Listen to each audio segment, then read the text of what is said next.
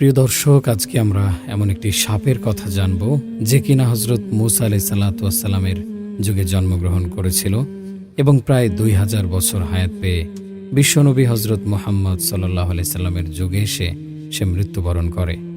অনেক যুগ আগের কথা, মিশরের প্রাচীন ভূমিতে নবী মুসা আলাইহিসসালাম মহান আল্লাহ রব্বুল আলমিনের বাণী পৌঁছে দিচ্ছিলেন তার কওমের মাঝে। সেখানকার জঙ্গলের ছোট্ট একটি টিলার পাশেই বসবাস করত এক অদ্ভুত ধরনের সাপ। সাপটি দেখতে অন্যান্য সাধারণ সাপের মতোই ছিল, কিন্তু তার ভিতরে অদ্ভুত এক চেতনা কাজ করত। লোককথায় প্রচলিত ছিল তার একটি ভুলের কারণে মহান আল্লাহ রব্বুল আলমিন তাকে সাপের রূপে রূপান্তর করে দেয়। নিয়ে নেওয়া হয় তার থেকে মানুষের সুশ্রী রূপ, কিন্তু মানুষের মতো কথা বলার শক্তি তার ভিতরে অবশিষ্ট রয়ে যায়। তার নাম ছিল হারেসা। সে প্রায়শ্চিত্ত করতে পারেনি, তাই মহান আল্লাহ রব্বুল আলমিনের কাছে ক্ষমা প্রার্থনার জন্য সে সুযোগ খুঁজতে থাকত। একদিন সেই হারেসা সাপ পাহাড়ের উপরে নিঃসঙ্গ সন্ধ্যায় বসেছিল। হঠাৎ করে সে আকাশ থেকে একটি উজ্জ্বল আলো দেখতে পায়। প্রথমত হারেসা মনে করল সে আলোটি হয়তো বজ্রপাত থেকে সৃষ্টি হয়েছে, কিন্তু পরক্ষণে সে খেয়াল করল আলোটি নিমেষে মিলিয়ে যাচ্ছে না, যা বজ্রে সাধারণত হয়ে থাকে তা কিছুক্ষণের জন্য স্থায়ী হতে লাগল। তখন সে ভালোভাবে লক্ষ্য করল এবং দেখতে পেল পাহাড়ের উপরে হজরত মুসা আলাইহিসসালাম মহান আল্লাহ রব্বুল আলমিনের সাথে কথোপকথন করছেন। হারেসা সাপটি একটু দূরেই অবস্থান করছিল, কিন্তু তা সত্ত্বেও মহান আল্লাহ রব্বুল আলমিনের বাণী অনেকটা স্পষ্টভাবে সে শুনছিল। তখন সে শুনতে পেল মহান আল্লাহ রব্বুল আলমিন হজরত মুসা আলাইহিসসালামকে বলছেন, হে মুসা, শুনে রাখো, আমি তোমাকে পছন্দ করেছি এবং তোমাকে যেমন প্রেরণ করেছি এমন আমি তোমার পরেও আরো অনেক নবী ও রাসূল প্রেরণ করব। কিন্তু শেষ যুগে আমি একজন নবী প্রেরণ করব যার নাম হবে আহমদ। তখন মুসা আলাইহিসসালাম মহান আল্লাহ রব্বুল আলমিনকে জিজ্ঞাসা করলেন, ইয়া রব্বুল আলমিন, আপনার নবী এবং তার উম্মতরা কেমন হবে? তখন মহান আল্লাহ রব্বুল আলমিন বললেন, সে হবে দয়া ও করুণার উৎস। সে কেবল মানুষের জন্য নয়, বরঞ্চ জিন জাতি এবং সমস্ত সৃষ্টিকুলের জন্য সে হবে রহমত স্বরূপ। তার উম্মত আমল কম করবে, কিন্তু আমলের অপেক্ষায় তারা সব বেশি প্রাপ্তি হবে। সে আমার শেষ বাণী পবিত্র কোরআনে কারিম নিয়ে আসবে। এবং মহান আল্লাহ রব্বুল আলমিন আরো বললেন, সেই নবীর প্রতি যে ঈমান আনবে তাকে আমি মুক্তি দেব। তাকে যে ভালোবাসবে সেই ব্যক্তিকে আমিও ভালোবাসব। গোপনে গোপনে এই মহা সংলাপটি শুনে হারেসা সাপটির মনে একটি আশার আলো জেগে উঠল। সে মনে মনে ভাবতে লাগল, যে নবীকে মহান আল্লাহ রব্বুল আলমিন এতটা ভালোবাসেন, সেই নবীর মুখ দিয়ে যদি আমি ক্ষমা প্রার্থনা করে দোয়া চাইতে পারি, তাহলে অবশ্যই মহান আল্লাহ রব্বুল আলমিন আমাকে ক্ষমা করে দিতে পারেন। পরের দিন সকালবেলায় মুসা আলাইহিসসালাম মাঠের প্রান্তে পথ দিয়ে কোথাও একটা হেঁটে যাচ্ছিলেন। হঠাৎ করে তিনি পেছন থেকে একটি শব্দ শুনতে পেলেন, ইয়া রাসূলুল্লাহ, একটু দাঁড়ান, আপনার সাথে আমার কিছু কথা আছে। আওয়াজটি শোনা মাত্রই মুসা আলাইহিসসালাম দাঁড়িয়ে গেলেন এবং পিছন ফিরে তিনি তাকালেন। তিনি উপরে উপরে তাকাচ্ছিলেন, যার কারণে তিনি কাউকে দেখতে পেলেন না। আওয়াজের উৎস খুঁজে না পেয়ে নবী মুসা আলাইহিসসালাম পুনরায় হাঁটা শুরু করলেন। পিছন থেকে আবারও ডাক আসলো, ইয়া রাসূলুল্লাহ, হে মুসা আলাইহিসসালাম, আমি হারেসা বলছি, আমি একটি সাপ, আপনি পিছন ফিরে দয়া করে নিচের দিকে তাকান। অতঃপর মুসা আলাইহিসসালাম আবারও দাঁড়িয়ে গেলেন এবং পিছন দিকে ফিরে তিনি নিচের দিকে তাকালেন। তখন তিনি দেখতে পেলেন একটি সাপ তাকে ডাকছে। তখন সেই হারেসা সাপটি মৃদু আওয়াজে কম্পিত কণ্ঠে বলতে লাগলো, ইয়া রাসূলুল্লাহ, হে আল্লাহর নবী, আমি আপনার কাছে একটি অনুরোধ নিয়ে এসেছি। আমি শুনেছি শেষ যুগে একজন নবী আসবেন, তার নাম হবে আহমদ এবং সে দুনিয়ার শেষ নবী হবেন। হে মুসা, আল্লাহর নবী, আমি তার সান্নিধ্য অর্জন করতে চাই। আপনি দয়া করে মহান আল্লাহ রব্বুল আলমিনের কাছে আমার হায়াত দীর্ঘ করার জন্য একটু দোয়া করুন। আমি যেন সেই নবীর যুগ পর্যন্ত বেঁচে থাকি এবং তার সান্নিধ্য অর্জন করতে পারি।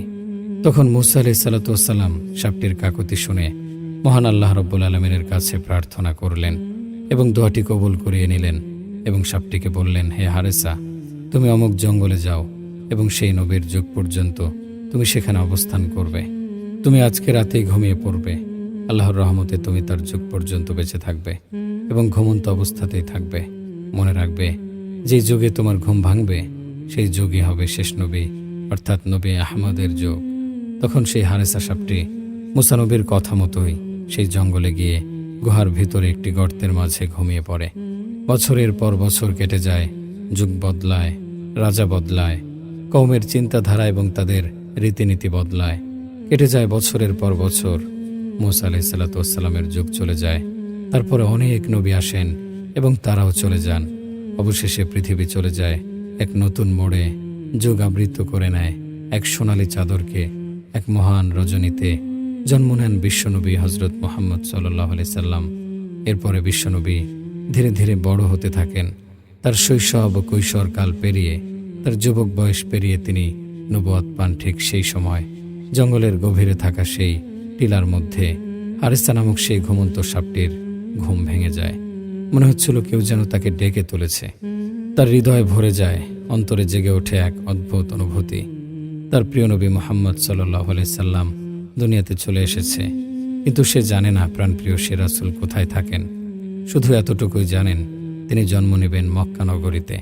কিন্তু হারেসা সাপটি আর দেরি করল না, শুরু করলো দীর্ঘ এক যাত্রা। মরুভূমির উত্তপ্ত বালু পেরিয়ে পাহাড়ের ঢাল বেয়ে এসে চলতে লাগলো। এভাবে অবিরাম চলতে চলতে প্রায় 6 মাস পাড়ি দেওয়ার পরে তার কাঙ্ক্ষিত সেই আরবের মক্কা শহরে পৌঁছে যায়। ক্লান্ত, ক্ষীণ ও হিমশীতল দেহ নিয়ে সে এক রাতে ঢুকে পড়ে মক্কার অলিতে গলিতে। সে শুধু জানত নবীজি এখানে কোথাও রয়েছে, কিন্তু কোন স্থানে রয়েছে, কোন ঘরে রয়েছে তা হারেসা সাপটি জানত না। ঘোড় লাগা চাঁদের আলোয় সে খুঁজতে খুঁজতে পৌঁছে যায় আবু জাহেলের বাড়ির সামনে। অনাহারে সফর করতে করতে সাপটি অনেক ক্লান্ত হয়ে পড়ে। তাই আবু জাহেলের বাড়ির সামনে যখন পৌঁছায় সে আর চলতে পারে না। তখন সে বিশ্রামের সিদ্ধান্ত নেয় এবং সেখানে ঘুমিয়ে পড়ে। পরের দিন সকালবেলা যখন আবু জাহেল ঘর থেকে বের হয়, তখন সে দেখতে পায় তার ঘরের সামনে একটি সাপ ঘুমিয়ে আছে। সে সাপটিকে দেখে প্রচণ্ড রেগে যায়। আবু জাহেল সাপটিকে আক্রমণাত্মক মনে করে সাপটিকে একটি লাঠি হাতে নিয়ে মারতে যায়। কিন্তু হঠাৎ করে ঘটে এক অদ্ভুত ঘটনা। হঠাৎ সাপটি কথা বলতে শুরু করে এবং বলতে থাকে, হে আল্লাহর বান্দা, আমার গায়ে কোনো আঘাত করো না। আমি এসেছি বিশ্বনবী হজরত মুহাম্মদ সাল্লাল্লাহু আলাইহি সাল্লামের সাথে সাক্ষাৎ করতে। আমি মুসার যুগে জন্মগ্রহণ করেছি এবং তার দোয়া নিয়ে হায়াত পেয়ে আমি আজও বেঁচে আছি। আমি তার সাথে দেখা করে আমি এখান থেকে চলে যাব। আমি তোমার কোনো ক্ষতি করতে আসিনি। দয়া করে তুমি আমার কোনো ক্ষতি করো না। সাপটি কথা বলছে দেখে আবু জাহেল আশ্চর্য হয়ে যায়, কিন্তু মুহাম্মদের নাম শুনে সে রাগান্বিত হয়ে যায় এবং তেলে বেগুনে অগ্নিশর্মা হয়ে ওঠে। চিৎকার দিয়ে তার স্ত্রীকে ডেকে বলে, ওহে মুজালিদা, কোথায় তুমি? দেখো, মুহাম্মদ আমাকে মারার জন্য এটি সাপ পাঠিয়েছে। এটি একটি জাদুকরী সাপ যে মানুষের মতো কথাও বলতে পারে। তার স্ত্রী ঘর থেকে বের হয়ে দেখল আসলেই আবু জাহেল ঠিকই বলছে, সাপটি কথা বলতে পারে এবং সে মুখে মুহাম্মদ নবীর নাম নিচ্ছে। মুজালিদা একজন সৎ নারী ছিলেন। সে ইসলামের প্রতি পৃষ্ঠপোষণ না করলেও ইসলামের প্রতি যথাযথ শ্রদ্ধা রাখতেন। কিন্তু আবু জাহেলের জন্য সে মুখ দিয়ে কখনো শ্রদ্ধা প্রকাশ করতে পারতেন না। সে সাপটিকে মারতে নিষেধ করে, কিন্তু আবু জাহেল তার কোনো কথা না শুনে ক্ষিপ্ত হয়ে ওঠে এবং ক্ষিপ্ত কণ্ঠে বলতে থাকে, ওহে জাদুকরী সাপ, তোকে নিশ্চয়ই মুহাম্মদ পাঠিয়েছে আমাকে মারার জন্য। তোকে আর আমার হাত থেকে কেউ রক্ষা করতে পারবে না। আজকে আমি তোকে মেরেই ছাড়ব। এ বলে সাপটির গায়ে আঘাত করতে থাকে। সাপটি চিৎকার করতে থাকে, কিন্তু নিষ্ঠুর আবু জাহেল তাকে আর মুক্তি দেয় না। কিন্তু সাপটি এত আঘাত সয়েও সে কোনো আক্রমণ করে না, সে ছবল তোলে না।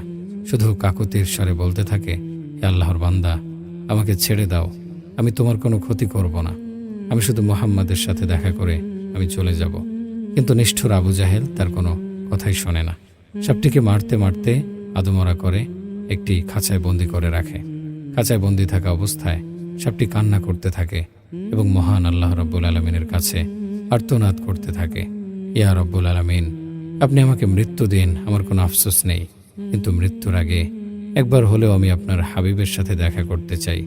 রাতের বেলায় ঘরের ভিতরে প্রদীপ জ্বলছে নিবু নিবু করে। মুজালিদা কম্পিত কণ্ঠে আবু জাহেলকে বলতে লাগলো, হে আমর ইবনে হিশাম, আপনি এই সাপটিকে কি করতে চান? ও তো আপনার কোনো ক্ষতি করেনি। এত মেরেছেন তাও তো আপনাকে আক্রমণ করতে আসেনি। ওকে ছেড়ে দিলেও তো পারেন। মুজালিদার এই কথা শুনে আবু জাহেল রাগে অগ্নিশর্মা হয়ে গেল। তার গালে একটি চর মারল এবং বলল, পাগল হয়ে গিয়েছো তুমি? ও মুহাম্মদের নাম নিয়েছে।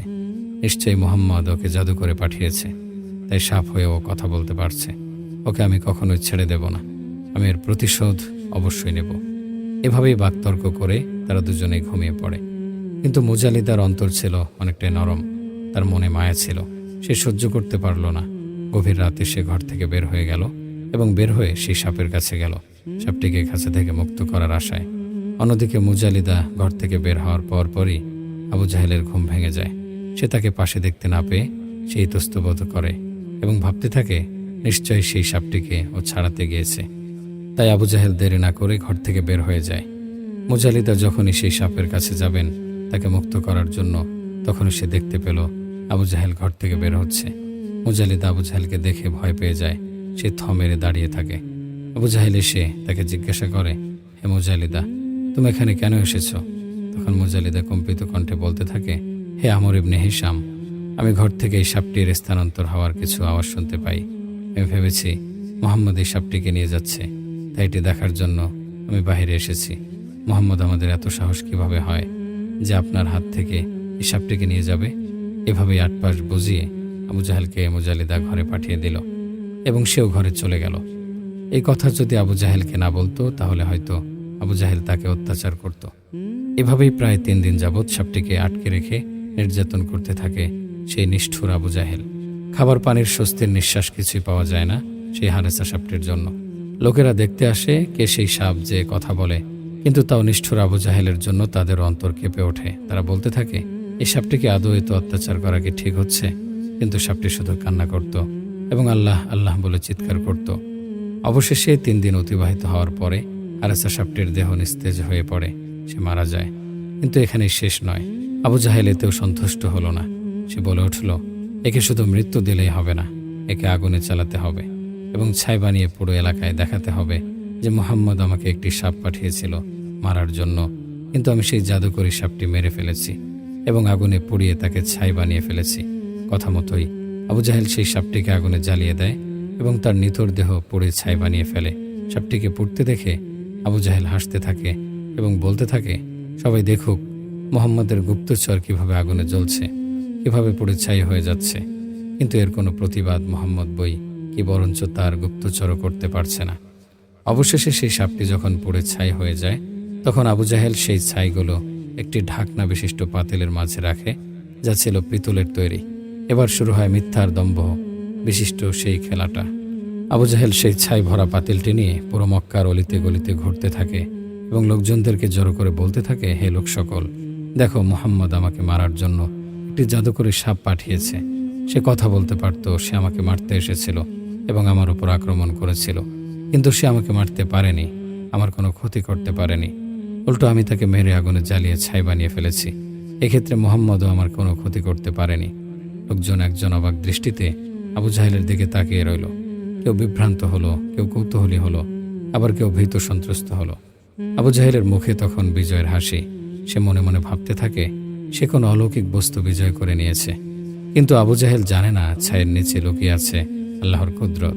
পুরো পৃথিবী যেন কান্না করছিল, আকাশে ফেরেশতারা যেন কান্না করছিল, কারণ তারা দেখছিল হারেসার ইমানি শক্তি এবং তার ত্যাগ তিতিক্ষা এবং তার প্রায়শ্চিত্ত কামনায় নিঃশব্দে রয়ে যাওয়া চোখের অশ্রু। লোকসমাজে ভাষণ দিয়েও আবু জাহেল ক্ষান্ত হলো না। সে বাড়ি বাড়িতে গিয়ে সবাইকে বলতে লাগলো, হে ব্যক্তিবর্গ, দেখে রাখো, মুহাম্মদ আমাকে মারার জন্য একটি সাপ পাঠিয়েছিল। আমি তাকে মেরে আগুনে জ্বালিয়ে ছাই বানিয়ে ফেলেছি। তোমরা কেউ মুহাম্মদের কথা বিশ্বাস করবে না। ও অবশ্যই জাদুকর এবং পথভ্রষ্ট। নাউজুবিল্লাহি মিন জালিক। আবু জাহেল এর পরে আরও একটি বাড়িতে যায় এবং সেখানে গিয়ে তাদেরকেও সেই ছায়ের পাত্রটি দেখিয়ে এভাবে বলতে থাকে। মক্কার কোনো অলিগলি আবু জাহেল ছাড়ল না। যাকেই সামনে পেল তাকেই সেই পাত্রটি দেখিয়ে এভাবে উল্টাপাল্টা বলতে লাগলো। অবশেষে পৌঁছালো গণ্যমান্য একজন ব্যক্তির কাছে, যার বয়স একটু ভারী ছিল, একটু বৃদ্ধ টাইপের ছিল। তার সামনে গিয়েও আবু জাহেল আগের কথাগুলোই বলল। হে ব্যক্তি, শুনে রাখো, মুহাম্মদ আমার কাছে একটি জাদুকরী সাপ পাঠিয়েছিল। সাপটি কথা বলতে পারত এবং আমাকে ক্ষতি করতে চেয়েছিল, কিন্তু আমি তাকে তার সুযোগ দেইনি। তাকে আমি মেরে ফেলেছি এবং আগুনে জ্বালিয়ে ছাই করে ফেলেছি। এই পাত্রের ভিতরে সেই ছাই আছে। তোমরা দয়া করে মুহাম্মদের কোনো কথা শুনবে না। আবু জাহেলের কথা শুনে সেই লোকটি বলতে লাগলো, হে আমর ইবনে হিশাম, তোমার এই ক্ষেত্রে লজ্জা হওয়া উচিত। সাপটি কথা বলতে পারত কিনা আমি জানি না, কিন্তু তুমি একটি অবলা প্রাণীর উপরে অত্যাচার করেছ নৃশংসভাবে তাকে আগুনে পুড়িয়ে তুমি ছাই করে ফেলেছ। আবার এত বড় বড় কথা বলছো। অবশ্যই তোমার এই ক্ষেত্রে লজ্জা হওয়া উচিত। তুমি মুহাম্মদের কাছে যাও এবং তাকে গিয়ে জিজ্ঞেস করো সে আসলে এই সাপটিকে তোমার কাছে পাঠিয়েছিল কিনা। আবু জাহেল তার কথায় উত্তর দিল, আচ্ছা ঠিক আছে, কালকে সকালেই আমি মুহাম্মদের সাথে দেখা করব। এরপরে আবু জাহেল নবী করিম সাল্লাল্লাহু আলাইহি সাল্লামের কাছে যায়। তার আশেপাশে লোকদের ভিড়, সবাই দেখতে চাচ্ছে এই সাপটির ব্যাপারে মুহাম্মদ কি করতে চায়। মুহাম্মদ কি বাস্তবে আবু জাহেলের কাছে এই সাপটি পাঠিয়েছিল, আবু জাহেল যেমনটি বলেছিল, নাকি এর থেকে কোনো ভিন্ন কিছু ছিল? আবু জাহেল সবার সামনে দাঁড়িয়ে আছে। আবু জাহেলের সামনে দাঁড়িয়ে আছে নবী করিম সাল্লাল্লাহু আলাইহি সাল্লাম, তার পিছনে দাঁড়িয়ে আছেন কিছু সংখ্যক সাহাবী। আবু জাহেল তখন জিজ্ঞাসা করল, হে মুহাম্মদ, বলো তো আমার হাতে কি রয়েছে? তখন নবী করিম সাল্লাল্লাহু আলাইহি সাল্লাম বলছেন, হে আমর ইবনে হিশাম, আপনার হাতে তো একটি পিতলের পাত্র রয়েছে যা লাল কাপড় দিয়ে ঢাকা রয়েছে, কিন্তু এর ভেতরে কি আছে সেটা আমি জানি না। তখন আবু জাহেল হেসে দিল এবং বলতে লাগলো, হে লোক সকল, সবাই দেখো, মুহাম্মদ অনেক সময় ভবিষ্যৎবাণী করে, ভবিষ্যতে এটা হবে, ভবিষ্যতে ওটা হবে, কিন্তু তার চোখের সামনে থাকা পাত্রটির মাঝে কি রয়েছে সে এটাই বলতে পারে না। তাহলে সে কিসের নবী? আমি তাকে বিশ্বাস করি না। আবু জাহেলের কথার প্রতি উত্তরে নবী করিম সাল্লাল্লাহু আলাইহি সাল্লাম বলে উঠলেন, হে আমর ইবনে হিশাম, আমি কোনো ভবিষ্যৎ বক্তা নই বা আগামীকালের বিষয়ে আমি কোনো জ্ঞান রাখি না। আল্লাহর পক্ষ থেকে আমাকে যা জানানো হয় আমি সেটাই আপনাদের মাঝে ব্যক্ত করি। আমি তার থেকে কিছু কমাইও না, কিছু বাড়াইও না, এবং নিজের থেকে আমি কিছু বলিও না। তখন আবু জাহেল আরও অট্টহাসি দিতে লাগলো এবং বলল, হে মুহাম্মদ, তুমি আমাদের মৃত্যুর পরের কথা বলো। মৃত্যুর পরে আমাদের নাকি জাহান্নামে যেতে হবে, হাসর নাসর হবে। তাহলে এই পাত্রের ভিতরে কি আছে সেটি বলে দেখাও। তুমি যদি বলতে পারো তাহলে আমি ঈমান নিয়ে আসব। আবু জাহেলের এই কথার পরে নবী করিম সাল্লাল্লাহু আলাইহি সাল্লাম কিছুক্ষণ মাথা নিচু করে রাখলেন। এরপরে তিনি মাথা উঁচু করলেন এবং আকাশের দিকে তাকালেন। তারপরে তিনি প্রার্থনা করতে লাগলেন এবং বলতে লাগলেন, ইয়া রাব্বুল আলামিন, আপনি যদি চান মৃত্যুকে জীবিত করতে পারেন, আপনি যদি চান জীবিতকে মৃত্যু দান করতে পারেন। আপনার হুকুম ছাড়া কিছুই সম্ভব না। গাছের একটি পাতাও আপনার অনুমতি ছাড়া নড়ে না। এ পিতলের পাত্রের ভিতরে কি আছে আমি সেটা জানি না। দয়া করে আপনি এর ভিতরের বস্তুটির প্রাণ ফিরিয়ে দিন, যেন এ নিজেই সাক্ষ্য দিতে পারে আল্লাহ এক, তার কোনো শরিক নেই। নবীজির এই প্রার্থনা করার সাথে সাথে ভিতর থেকে সাপটি কথা বলে উঠল এবং বলল, লাব্বাইক ইয়া রাসূলুল্লাহ, আল্লাহ ছাড়া কোনো মাবুদ নেই, আল্লাহু আকবার। এই কথা বলার সাথে সাথেই আবু জাহেল ভয় পেয়ে যায় এবং সেই পাত্রটি হাত থেকে ফেলে দেয়। সঙ্গে সঙ্গে তার মুখ খুলে যায় এবং সাপটি বের হয়ে আসে। তখন সাপটি নবীজিকে দেখে কান্না করে ফেলে। তার চোখের কোনো অশ্রু চিকচিক করতে থাকে এবং বলতে থাকে, ইয়া রাসূলুল্লাহ, আমি সাক্ষ্য দিচ্ছি আপনি আল্লাহ তাআলার বান্দা এবং তার রাসূল, আল্লাহ তার কোনো শরিক নেই। অন্যদিকে আবু জাহেল চিৎকার করে ওঠে এবং বলতে থাকে, হে মুহাম্মদ, এটা নিশ্চয়ই তোমার জাদু। পাত্রের ভিতরে এই সাপটি ছাই অবস্থায় ছিল, আমি নিজের হাতে একে আগুনে পুড়িয়েছি। নিশ্চয়ই তুমি জাদু করে একে ফিরিয়ে এনেছ। অবশ্যই তুমি একটি প্রকাশ্য জাদুকর। আবু জাহেলের কথার প্রতি উত্তরে সাপটি নিজেই দিল এবং বলল, হে আমর ইবনে হিশাম, শুনে রাখো, আল্লাহ রাব্বুল আলামিন নিজেই আমার প্রাণ ফিরিয়ে দিয়েছেন। এক্ষেত্রে মুহাম্মদ সাল্লাল্লাহু আলাইহি সাল্লামের কোনো হাত নেই। তিনি শুধু দোয়া করেছেন। অবশ্যই তিনি জাদুকরী নন। আশেপাশের লোকেরা চিৎকার দিয়ে উঠল এবং বলল, আল্লাহু আকবার, এটা নিশ্চয়ই কোনো জাদু নয়, এটা আল্লাহ রাব্বুল আলামিনের প্রকাশ্য কুদরত। তখন নবী করিম সাল্লাল্লাহু আলাইহি সাল্লাম সাপটিকে জিজ্ঞাসা করেন, হে সাপ, তোমার নাম কি? তুমি কোথা থেকে এসেছো? আমার কাছে বা তুমি কেন এসেছো? তখন সাপটি এক এক করে সবকিছু খুলে বলল, ইয়া রাসূলুল্লাহ, আমার নাম হারেসা। আমি হযরত মূসা আলাইহিস সালাতু ওয়াস সালামের যুগে জন্ম নিয়েছি। ইয়া রাসূলুল্লাহ, আমার একান্ত আকাঙ্ক্ষা আমি আপনার সান্নিধ্য লাভ করব এবং আপনাকে দিয়ে আমার জন্য মাগফিরাতের দোয়া করাবো। তাই আমি মূসা আলাইহিস সালাতু ওয়াস সালামের কাছে হায়াত দীর্ঘ করার জন্য দোয়া প্রার্থনা করি এবং সে আল্লাহর কাছে দোয়া করলে আল্লাহ আমার হায়াত দীর্ঘ করে দেন। আমি তার যুগ থেকে আপনার যুগ পর্যন্ত ঘুমন্ত অবস্থায় ছিলাম, কিন্তু মক্কায় আমার জানা ছিল না আপনি কোথায় বসবাস করেন, যার জন্য মক্কায় এসে আমি অনেক ঘোরাফেরা করি। অবশেষে আমি ক্লান্ত হয়ে পড়ি এবং এই ব্যক্তির বাড়ির সামনে ঘুমিয়ে পড়ি। এই ব্যক্তি যখনই আমাকে দেখতে পায় সে আমাকে মারতে আসে, কিন্তু আমি তাকে নিষেধ করি। আমি তার কাছে ক্ষমা প্রার্থনা করি, কিন্তু সে যখনই আমার মুখে আপনার নামটি শুনতে পায় সে আমার উপর আক্রমণাত্মক হয়ে ওঠে। আমাকে অনেক আঘাত করে, অনেক অত্যাচার করে, আমাকে কাছায় পর্যন্ত বন্দি করে রাখে। আমি তাকে বারবার বলি আমাকে ছেড়ে দিতে, অনেক কাকুতি করি, কিন্তু সে আমাকে আর ছাড়ে না। অবশেষে আমাকে মেরে আগুনে জ্বালিয়ে পড়ে ছাই বানিয়ে দেয়। ইয়া রাসূলুল্লাহ, আমি তখনও তার কোনো ক্ষতি করিনি, কিন্তু এখন যেহেতু দ্বিতীয়বার আমি সুযোগ পেয়েছি এখন আর আমি সুযোগ হাতছাড়া করব না। এবার আমি আর তাকে ছাড়ব না, আমি তাকে শেষ করে দেব। এ বলে হারেসা সাপটি আবু জাহেলের দিকে তেড়ে যায় তাকে ছোবল মারার জন্য।